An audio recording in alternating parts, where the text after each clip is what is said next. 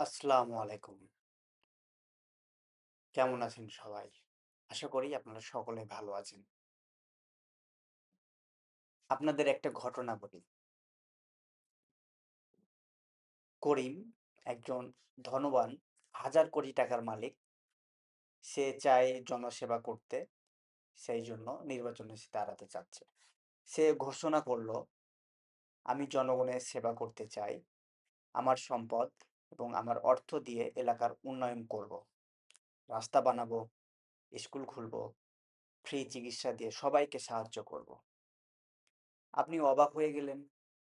আপনি হয়তো মনে করে নিলেন, আসলেই সে জনগণের সেবা করবে, অথবা আপনি বিশ্বাস করতে পারছেন না, সন্দেহ করলেন এবং ভাবলেন, যদি করিমের সত্যিই জনসেবার উদ্দেশ্য থাকতো, তাহলে কেন তিনি তার হাজার কোটি টাকার সম্পদ থেকে এতদিন কিছু করেন নাই?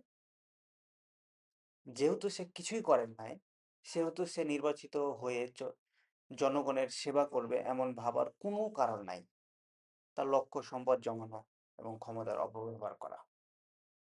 তাহলে ধরাই যায় যে সে নেতা হয়ে খুব একটা ভালো কিছু করবে এমন বিশ্বাস করার কোনো মানে নেই। ধন্যবাদ সবাইকে। আপনার একটা ভোট খুব গুরুত্বপূর্ণ। তাই সৎ এবং যোগ্য মানুষ দেখে নির্বাচিত করবেন।